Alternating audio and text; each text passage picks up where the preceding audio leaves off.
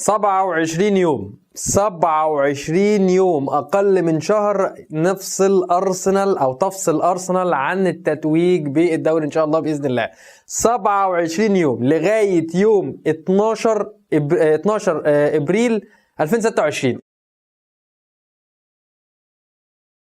المباراه اللي هنلعبها مع السيتي في ماتش الاتحاد، هو ده الوقت اللي هنقدر ان احنا نحتفل بيه في الدوري رسميا لما نعمل نتيجه هناك. عشان في كذا سؤال كان جالنا اول امبارح في اللايف بعد مباراه مانشستر سيتي وويست هام، كانوا بيقولوا امتى هنحتفل بالدوري، امتى نقول خلاص الدوري انتهى، ايه الماتش المعين. انا بقول لك الماتش المعين يوم 12 ابريل لما نغلب السيتي ان شاء الله باذن الله في ملعب الاتحاد. وده هيكون الجزء الثاني في حلقتنا، هنتكلم عن المباريات اللي جايه لغايه يوم 12 ابريل الخاصه بالسيتي والخاصه بارسنال. فالجزء الاول يا حبيب اخوك زي ما انت اتعودت معانا هنتكلم عن ملخص الاسبوع اللي فات، يعني هنتكلم عن مباراه ليفركوزن ومباراه ايفرتون والتحضير المباريات اللي جايه في الاسبوع اللي جاي، اللي هم مباراه ليفركوزن ومباراه السيتي في نهائي كاس الرابطه. فلذلك عليه صديقي الارسنال العزيز، السلام عليكم ورحمه الله وبركاته في حلقه جديده من قعده ارسنال الاسبوعيه، القعده اللي معانا كل يوم اثنين الساعه 10:30 توقيت مصر وفلسطين، الحديث عن كل ما يخص ارسنال. والله العظيم الواحد مبسوط ومنتشي كده من اول امبارح، يعني مش قادر اقول لك الفرحه يا اخي مش سيعاني. لكن ما تنساش اخواتك في غزه والسودان وسوريا واليمن ولبنان والسعوديه والامارات وقطر والكويت وسلطنه عمان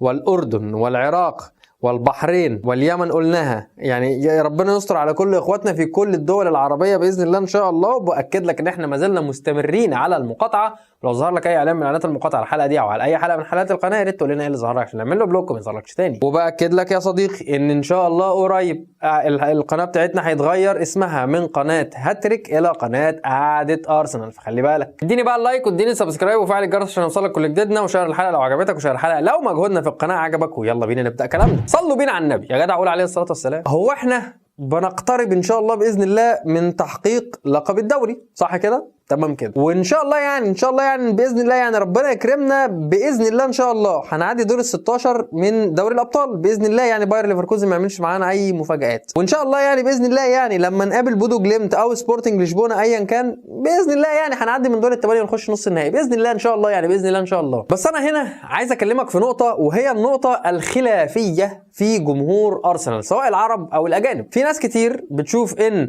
ارتيتا لغايه دلوقتي محقق نتائج كويسه، نتائج خلي بالك، نتائج تقود الى بطولات. في نفس الوقت الناس بتعترض او بتنتقد الاسلوب او الطريقه او الاستراتيجي اللي بيلعب بيها ارتيتا. عشان بقى اقفل لك الموضوع ده كله عايز اقول لك الاتنين صح، بمعنى ان انا نفسي بطلع هنا اشيد بارتيتا واقعد اقول الله يا ارتيتا برافو، وهو بنخلص الدوري وعامل اداءات كويسه في دوري الابطال وصاعد نهائي كاس الرابطه وربع نهائي كاس الاتحاد والدنيا معاك تمام وبتأدي في الاربع بطولات وماشي وتمام وزي الفل. بس برضو انا نفس الشخص بطلع معاك برضو في حلقات احيانا قاعده ارسنال بلس وحلقات كمان قاعده ارسنال الاساسيه بقعد اتكلم معاك في نقطه ان انت ليه بتروح يا ارتيتا تسجل هدف وتموت الريتم بعد كده، والاسلوب ده مش نافع، والاسلوب ده مثلا لا هيخليك تستقبل اهداف وهكذا وكذا وكذا. فانا عايز اقول ان الكفتين صح، بس هي كلها اختلاف وجهات نظر. وفي الاول وفي الاخر انا وحضرتك وعم عادل وعم حسن وعم شريف مع احترامي ليهم طبعا، ولا واحد فينا ايديه في المعمعة قد ارتيتا، ولا واحد فينا بيفهم في الكورة قد ارتيتا. فارتيتا شايف ان عشان احقق النتائج دي اللي هو الهدف بتاعك وبتاعي، يعني الهدف بتاع ارتيتا ان هو يكسب بطولات، وهدفي انا ايه؟ اكسب بطولات، وهدفك انت وهدف عم عادل وعم حسن وعم شريف وهدف كل جمهور الارسنال ان احنا نكسب البطولات. بس احنا شايفين احنا كجمهور او اشخاص يعني عادية شايفين ان احنا لا ممكن نكسب البطولات دي بان احنا نضغط على الفريق الخصم، وان احنا نروح على الفريق الخصم ونسجل اهداف ونعمل اداء ونفتح ملعبنا وقوة وهكذا. ارتيتا شايف لا، انا هعرف احقق النتائج دي بالاسلوب اللي انا بعمله ده، هو هيوصلك للهدف اللي انت عايزه، بس في نفس الوقت هو مش بيمتعك بالاسلوب اللي انت عايزه. بس خلينا نكون واقعيين، هو انت في الفترة دي او في الموسم ده محتاج ايه؟ محتاج تشوف متعة وحلاوة الكورة، ولا محتاج تشوف بطولات مهما كان الاسلوب اللي هتكسب بيه البطولات؟ والله هننقسم في ناس تقول لك لا انا عايز ارسنال يا عم الممتع اللذيذ الجميل الكيوت اللي بيضغط وبيروح وبيفتح ملعبه وبنشوف مهارات وابداعات و في ناس تانية تقول لك بص ان شاء الله تقفل الملعب قفله بحراسات خاصه، المهم ان انت تكسب لي بطولات. دول صح ودول صح، ولما تيجي تراجع او ترجع بقى لاصل الموضوع او لب الموضوع اللي هو ايه، كلنا عايزين نكسب بطولات، كلنا حيحانين بالبلدي، احنا كلنا تعبانين، كلنا بايظين، احنا عايزين نروح نكسب بطوله مهما كان الشكل، مهما كان الاداء، مهما كان اللعيبه، مهما كانت النتائج. كلنا دلوقتي بنبص ان احنا نكسب بطولات وبعدين نبص على الاداءات الحلوه والاداءات الجميله. وعايز اخليك بقى تاخد بالك من نقطه، ان من ساعه ارتيتا ما كسب الماتش اللي قبل ليفركوزن وتعادلنا ماتش ليفركوزن وفزنا على ماتش ايفرتون، مفيش حد من الناس اللي بتنتقد ارتيتا ظهر، مفيش بوست شفته بينتقد ارتيتا، مفيش حد اتكلم ان ارتيتا الاسلوب بتاعك وحش ومش عارف ايه وبتاع، لان خلاص بقى الاتجاه دلوقتي ان احنا بنقرب لتحقيق الدوري ورايحين لتحقيق الدوري. فخلاص يا جماعه احنا مفيش داعي ان احنا دلوقتي ننتقد ارتيتا، يعني حتى اللي عنده انتقاد لارتيتا شديد او لاذع مش هيقوله دلوقتي، هو هتلاقيه خفيه لغايه لما الدنيا تعدي تقول لك الله يا ارتيتا كسبنا الدوري يا ارسنال، وبعدين ممكن يقعد يتكلم او ممكن ما يتكلمش خالص. ده عادي، ده موجود في البشر وصباح الفل، وعادي ان انت تلاقيه في يوتيوبرز كمان. يعني ممكن مثلا نشوف يوتيوبرز وقعت في ماتش اليونايتد او وقعت في ماتش وولفز بالتحديد، ماتش وولفز، في يوتيوبرز كتير قالوا لك خلاص بقى الموسم بقى بيتعاد والحكايه بتتعاد. اللهم لك الحمد، طلعنا انتقدنا بس بعدها على طول بيوم طلعنا اتكلمنا ان يا جماعه لا احنا هنكمل واحنا في 1% هنجري وراه، والحمد لله اديك شفت احنا وصلنا فين دلوقتي، وان خلاص فارق ما بينك وبين ان انت تتوج باللقب بشكل شبه رسمي في يوم 12 ابريل، يوم ما تلاعب ان شاء الله السيتي في ماتش العوده او ماتش الدور الثاني من الدوري الانجليزي. اما بقى بالنسبه بقى للكلام، يعني كل الكلام ده كان مقدمه بالنسبه اللي انا جاي لك فيه، ان الاداء اللي ظهر بيه ارتيتا او ارسنال في ماتش ليفركوزن ما كانش مرضي او ما كانش اللي هو عايزينه. ارتيتا كان رايح واضح ان هو مدي احترام كبير جدا لباير ليفركوزن، وباير ليفركوزن برضو كان مدي احترام كبير جدا لارسنال، وكلنا بننتقد فكره ان انت بتروح تضغط على الفريق الخصم سواء بره الارض او جوه الارض، الفريق قوي او مش قوي بتروح تضغط عليه، والضغط بتاعك اولا لا يؤتي بثماره، يعني مفيش الفاعليه التهديفيه اللي هي مشكله كبيره موجوده في ارسنال حاليا. والحاجه الثانيه ان لما بتضغط على الفريق الخصم وبتقدر ان انت تسجل هدف بتبدا ترجع تدافع بشكل مبالغ فيه شويه، وان انت تقف ميد بلوك او لو بلوك. يا جماعه احنا مش عاجبنا الشكل ده، والشكل ده خطر، والشكل ده بيبقى فيه اسمها ايه يعني، بيبقى فيه هي بالانجلش في دماغي بس انا عايز اجيبها بالعربي، بنراهن، يعني احنا بنراهن على قوه الدفاع بتاعنا، بنراهن على قوه وصلابه جابرييل ماجالايش، ويليام صليبا، كالافيوري او هنكابي، تيمبر او اي حد موجود، مسكيرا او بن وايت، بنراهن على قوه وشكل الدفاع بتاعنا ان مهما ضغط عليه فهيشيل الكور او مش هيتسجل فيه اهداف. وده انا بشوفه غلط، لان انت لما جربت الشكل ده انت دخل فيك اهداف، وفي ماتشات يعني رجعت المباريات تاني، زي مثلا ماتش زي بتاع وولفز ده، انا عمري ما هنسى الماتش ده، استحاله انسى الماتشين بتوع وولفز في موسم 25 26 دول، استحاله ان انا انساهم. فالفكره هنا ان انا رافض الشكل ده، وانت ممكن تكون رافض الشكل ده، وعم عادل وعم حسن وعم شريف، الناس دي برضو رافضه الشكل ده مع احترامي ليهم طبعا، بس ارتيتا مش شايف ان الشكل ده وحش، وهو في الاخر هيوصل المنتج ده او هيوصل الخطه دي، هتوصله للهدف اللي هو عايزه واللي احنا عايزينه. ده اللي ظهر بيه في ماتش ليفركوزن، وتعادلت في مباراه ليفركوزن. انا كنت اشوف ان انت كان ممكن تطلع بنتيجه ايجابيه احسن من كده من ليفركوزن، بس ماشي تمام اوكي ما عنديش مشكله، نعوض في العوده ان شاء الله باذن الله، اللي هي هنلعب الماتش اللي جاي يوم 17 ان شاء الله بعد بكره او بكره في دوري الابطال، وان شاء الله باذن الله ان شاء الله باذن الله نحاول قدر الامكان ان احنا نعمل اداء احسن ما يمكن عشان نعدي ونخلص المباراة بدري. يعني انا مش عايزك تروح مع باير ليفركوزن ان انت تفضل مضغوط للدقيقة 80، انا عايزك تبقى قبل الدقيقة 80 انت فايز على ليفركوزن وعامل نتيجة كويسة، وترجع تقفل دفاعك وتستريح وتريحنا معاك.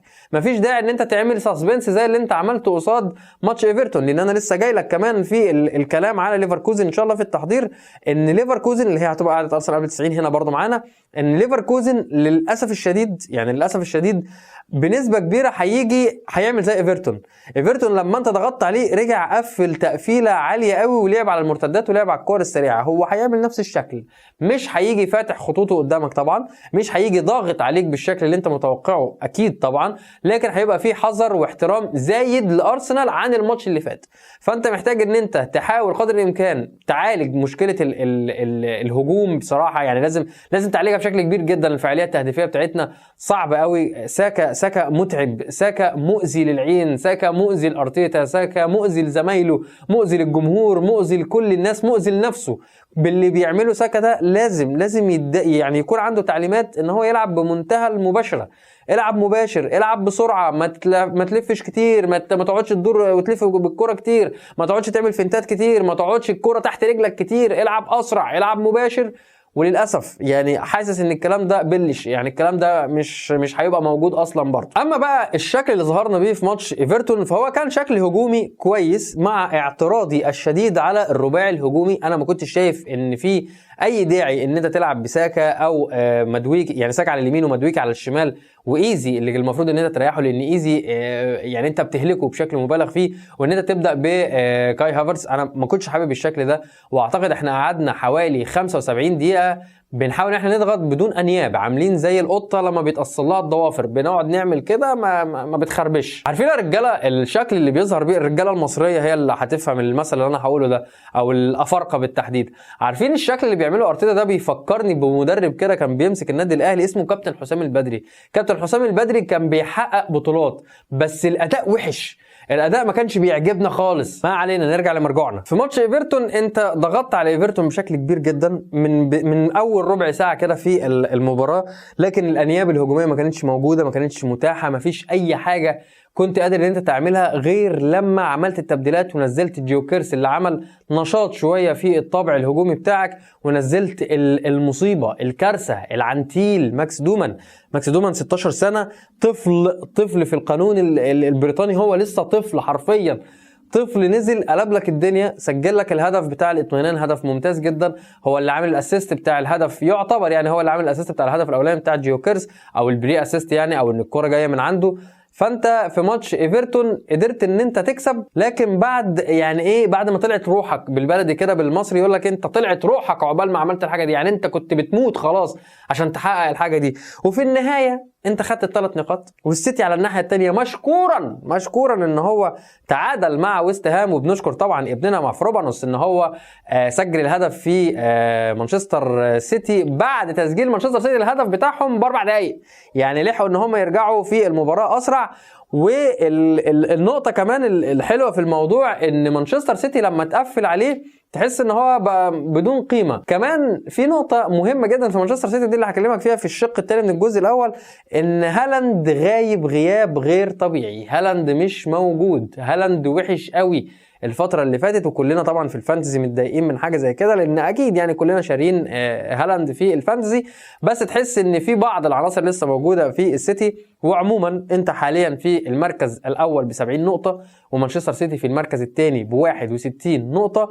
الاداء عليه علامات تعجب واستفهام كتير جدا ممكن نتكلم فيها، لكن بالشكل ده ارتيتا قادر يوصل للهدف اللي انت بتدور عليه واللي انا بدور عليه.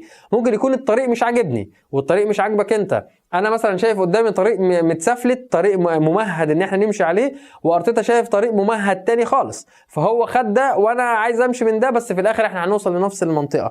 فقليلا من الانصاف لارتيتا، الراجل اللي بيقدم لك اداءات هذا الموسم بشكل ممتاز جدا وبيقربك للبطولات شيئا فشيئا. وخلينا نخش على بقى تحضير ليفركوزن وتحضير السيتي. احنا دلوقتي في قاعده ارسنال قبل ال90، فاكيد هكلمك على باير ليفركوزن. باير ليفركوزن الكلام اللي انا قلته لك في حلقه قاعده ارسنال الحلقه اللي فاتت اللي قبل ماتش الذهاب هو الكلام اللي انا هقوله لك دلوقتي، او عشان ما اعيدش الكلام يعني نسبه 99% هو بس مع اختلاف شيء كنت لسه بقول لك عليه في الجزء الاول، في الشق الاولاني من الجزء الاول، ان باير ليفركوزن مش هيجي الماتش ده زي ما حصل الماتش اللي فات ولعب عليك، او ان هو ضغط عليك وراح عليك بكور في اوقات كتير من المباراه. لا، انا مش حاسس ان ده هيحصل.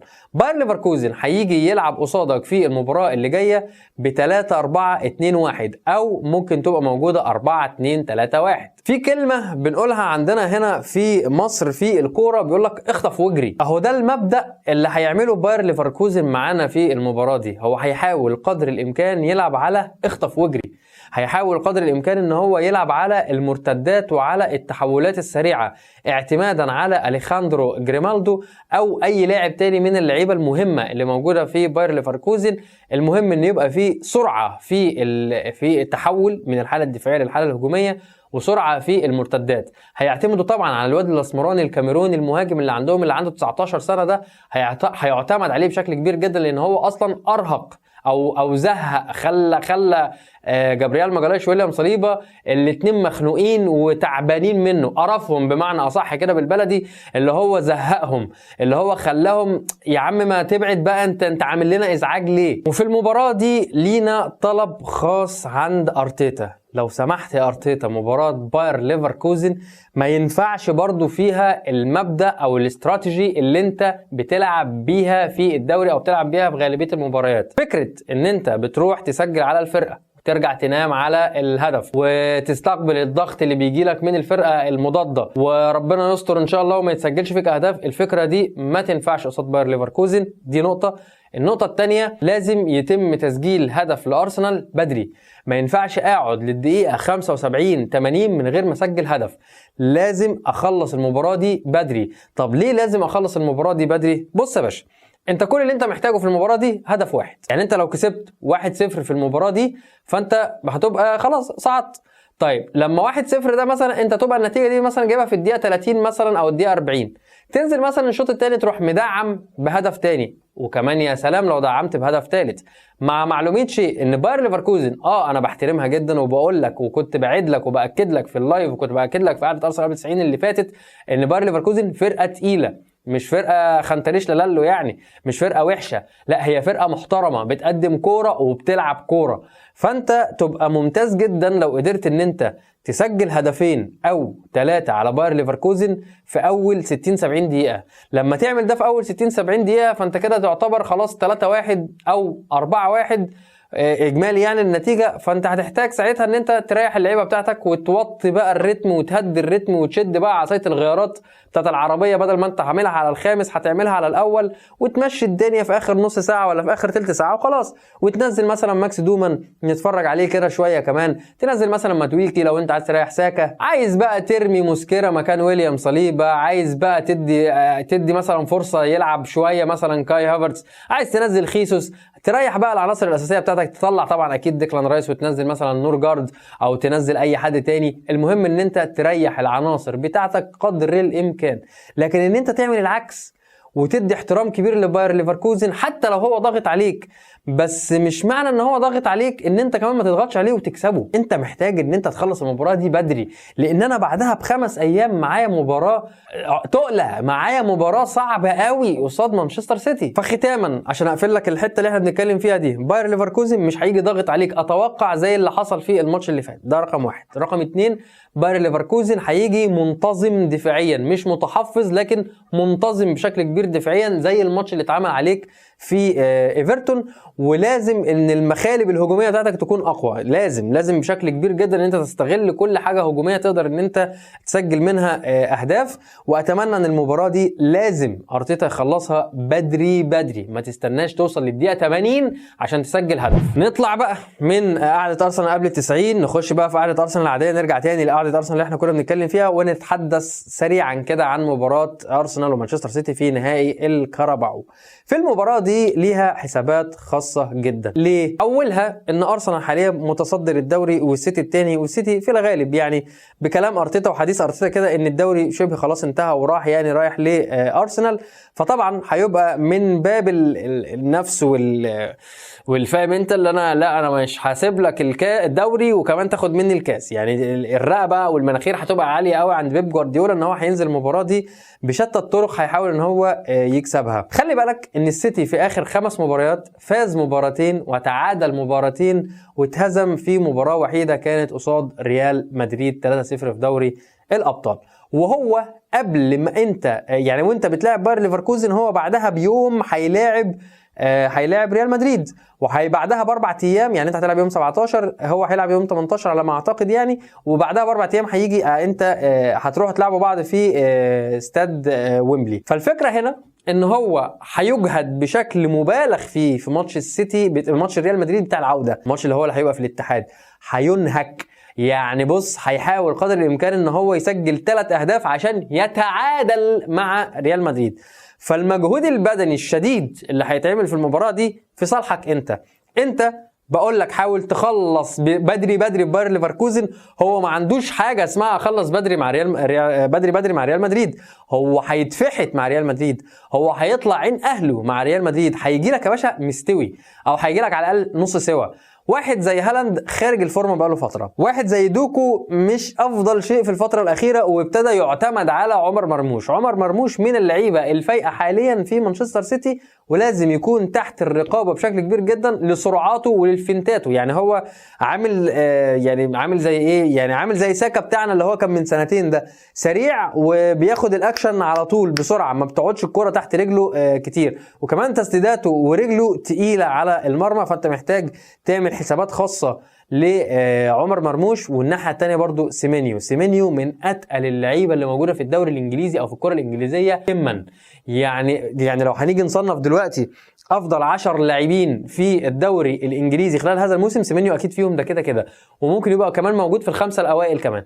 سيمينيو حاليا من اتقل اللعيبه اللي موجوده في مانشستر سيتي، وهو دايما اللي عنده مفاتيح اللعب، ودايما هو اللي عنده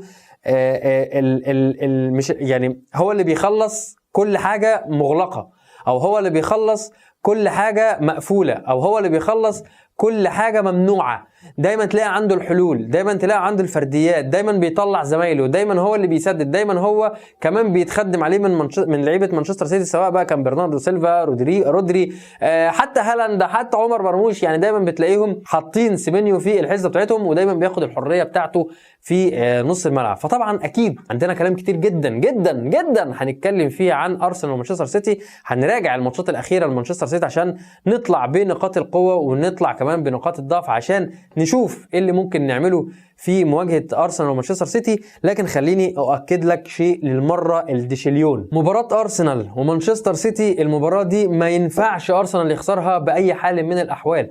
المباراه دي لو كسبها ارسنال فاضمن لك ان احنا على الاقل هنطلع ب3 بطولات خلال هذا الموسم. هيبقى البطوله دي ومعاها بطولتين كمان، بطوله الدوري وبطوله كمان، وممكن كمان 4.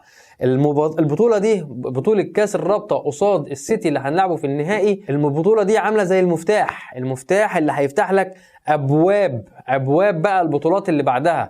مش بعيد ارسنال بالاداء اللي بيقدمه الموسم ده ياخد الدوري ودوري الابطال والكاسين، وكمان لو دخل في اي بطوله تاني بعد كده هينافس عليها كمان وهياخدها. فالماتش ده باي حال من الاحوال ما ينفعش يضيع مننا. بص والله لو حصل ايه، لو اتطرد مننا 11 لاعب، لا ما ينفعش ان احنا نخسر المباراه دي، ما ينفعش ان احنا نخسر البطوله دي، وكمان بالتحديد ان هي قصاد السيتي، لان فيها دفعه معنويه كبيره جدا للفريق اللي هيكسب اللي هو احنا يعني ان شاء الله. فاحنا محتاجين الدفعه المعنويه دي بشكل كبير، وهيبقى فيها تحطيم معنويات شديد لاي فريق هيخسر سواء كان ارسنال او السيتي. ولو ده حصل هيبقى فيه لود كبير جدا على المدير الفني ان هو يرجع للعيبه تاني الثقه بتاعتهم. فلازم وحتما ولا بد نكسب البطوله دي. انا كده صديقي خلصت معاك الجزء الاول، ناخد نفسنا ونخش على الجزء الثاني. صديقي العزيز، قبل ما ندخل على الجزء الثاني كنا اتكلمنا في حلقه عن يوريان تيمبر، افضل ظهير ايمن في العالم حاليا. بعد ما نخلص الحلقه دي انزل اتفرج عليها يوم 12 ابريل ان شاء الله باذن الله، ان احيانا الله واحياكم ان شاء الله باذن الله، هيبقى هو اليوم اللي هيتم فيه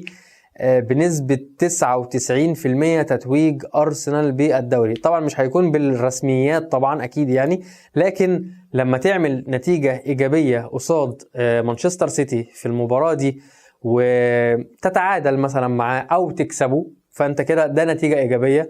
بجانب ان في نقطة كمان هي اللي خلتني اقول لك ان هو يوم الماتش ده هو يوم البطولة. ليه؟ لان حضرتك لغاية لما يجي الماتش ده انت هتلعب باير ليفركوزن، هتلاعب السيتي في كاس الرابطة، هو هيروح يلاعب ليفربول في ربع نهائي كاس الاتحاد حضرتك هتلاعب ساوثهامبتون، فرقه ضعيفه يعني مش مستوى طبعا ليفربول، فهو عنده مدعكه. فانت عندك ساوثهامبتون، بعد كده هتلاعب انت بورنموث، بعد كده هتلعبه هو على الناحيه الثانيه هو. فيعني ربنا يكون في عون بيب جوارديولا، بصراحه ما شفتش سوء حظ قد كده بصراحه.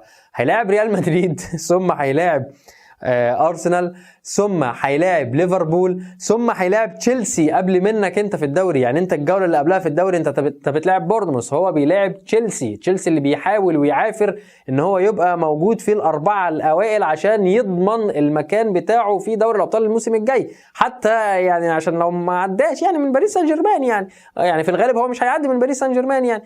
ف تشيلسي ثم هيلاعبك انت. مطاحن يا جماعه، بيلاعب فرق تقيله قوي يا جماعه. يعني ريال مدريد، ارسنال، ليفربول، تشيلسي، ارسنال. لا يعني انت كده دخلته الفرن حرفيا. انت حطيت بيب جوارديولا والفرقه حطيتها في الفرن بقى عشان يستووا، بجانب ان هم اصلا الفتره دي مش متماسكين ومش افضل اداءاتهم، فهي جايه لك على الطبطاب. عرفت تعمل نتيجه ايجابيه على مانشستر سيتي في الماتش ده وتكسبه يا باشا، انت كده نسبه 100% خلاص الدوري بتاعك. لو تشيلسي عمل عليه ماتش وكسبه مثلا ومانشستر سيتي يعني اتغلب في ماتش تشيلسي، يا باشا انت حتى قبل ما تخش الماتش فانت كده برضه كسبان. كل ما هو مطلوب منك حاجه واحده بس، الا وهي التركيز فقط على كل مباراة. والمباراة اللي بتنتهي بتتقفل في ليلتها، وبنفتح اليوم اللي بعده مباراة تانية خالص. بنفتح بقى بنشوف اللي ورانا ايه. بمعنى احنا كسبنا ايفرتون وبنقرب اكتر والفارق بقى 9 نقاط. اوكي، احنا دلوقتي بنقفل وبنتكلم على باير ليفركوزن. ان شاء الله نعدي من باير ليفركوزن. افتح بص على السيتي في دوري في نهائي كاس الرابطة. هتخش على ماتش، سيبك من ساوثهامبتون، هتخش على ماتش بورنموث. انت نازل قصاد بورنموث هتكسب بورنموث. لازم تركز ان انت ما تفقدش نقاط في الماتشات اللي جايه دي اطلاقا لغايه لما توصل للمباراه بتاعتك مع السيتي. اي نتيجه ايجابيه، تعادل او فوز، فهي في مصلحتك، لكن الخساره هي اللي مش في مصلحتك. طيب بالنسبه لاخواتنا اللي ممكن يكونوا لسه قلقانين او خايفين او الدنيا لسه مش ظابطه يعني معاهم، فبيقول لك لا هو 9 نقاط فرق بس يا جماعه هو متاخر بماتش، ولسه في ماتش مباشر بيننا وما بينه. فلا قدر الله يا جماعه في اسوأ الظروف ان هو لما يلعب الماتش المؤجل بتاعه ويكسب فهياخد ال3 نقاط، فالفرق بقى 6. ولو جه لعبني فيا جماعه هو كده وكسبني، يعني لما اروح العب ويكسبني فكده هيبقى الفارق 3 نقاط مبدئيا. فارق 3 نقاط فده شيء كويس، مش شيء وحش. مقلق طبعا اكيد، بس مش شيء وحش. ده رقم 1. رقم 2، السيتي مش هيقل الفارق بينه وما بينك اقل من او يعني اكتر من 5 نقاط. يعني لو انت وصلت للنقطه فرضا يعني 75، فالسيتي لو اتمعظم وعمل اداءات فهيبقى عند ال70 اخره، لكن مش هيبقى اقل من كده. يعني مثلا مش هنلاقي مثلا ان السيتي 72 وانت 75، مش هنلاقي ان السيتي انت 75 والسيتي مثلا 73، مش هنلاقي ده، مش هيحصل. انت الفارق ما بينك وبين السيتي هيكون اكبر من كده، هيبقى مينيمم اقل حاجه 5 نقاط. فانا بطمنك ادائك احلى بكتير من اداءات كل الفرق الانجليزيه دلوقتي. اداء السيتي مش ثابت. اداء السيتي اي فرقه دلوقتي بتلعب عليه كوره او بتضغط عليه او بتروح له في مساحات في الظهر، لان هو بيبقى ضاغط بشكل كبير جدا، بيعرفوا ان هم يسجلوا عليه اهداف. فباكد لك تاني، ماتش ارسنال ومانشستر سيتي يوم 12 ابريل هو الماتش اللي هيتم فيه تحديد البطل بنسبة كبيرة جدا، وهيتم اعلان او نقول مبروك بشكل كبير جدا لارسنال هو كسب الدوري. احتمال تلاقي مفاجأة من تشيلسي قبل ما انت تروح تلعبه ويكون مثلا غلبهولك وانت تكسب بورنموث، فتلاقي مثلا الفرق بقى بينك وبينه 12 نقطة، فساعتها تبقى خلاص بقى الموضوع يبقى انتهى نهاية تامة، ونقول لك مبروك انت كسبت الدوري. خليك متفائل. احنا ماتش وولفز لو تفتكر انا طلعت دشدشت طبعا في الكاميرا وتشدشت في الشاشة وتعصبت وهكذا، وناس كتير طلعت برضو كانت متعصبة، بس انا كنت متعصب على الاداء، كنت متعصب على النتيجة، لكن ما طلعتش قلت ان احنا خلاص خسرنا الدوري. في ناس طلعت قالت ان احنا خسرنا الدوري، لكن لا، انا طلعت لك بعدها في قعدة ارسنال اكسترا وقلت لك احنا ما خسرناش الدوري، احنا لسه متقدمين، احنا كان لسه فارق تقريبا 7 نقاط، واحنا لسه انا عارف ان السيتي كان متأخر علينا بمباراة، لكن كان عندي امل ان ال1% الامل اللي احنا هنمسكه ده ان احنا لسه بنكمل وان السيناريو مش هيتعاد تاني، كنت ماسك فيه. وان شاء الله هو ده اللي هيوصلنا ان انت ادائك احسن، شغلك افضل، لعبتك اقوى، دفاعك اجمد من اي فرقه تانية موجوده حاليا في الدوري الانجليزي. انا متشكر جدا ليك يا صديقي ان انت وصلت معايا لغايه هنا. اتمنى ما كنتش نسيت اللايك وسبسكرايب وشير وشاركنا على قناه السوشيال ميديا تحت الديسكربشن وتفعل الجرس عشان يوصلك كل جديدنا. وان شاء الله هشوفكم بكره باذن الله ان شاء الله في قعده ارسنال لايف قبل مباراه ارسنال وليفركوزن. والى ان القاكم اترككم في رعايه الله. السلام عليكم.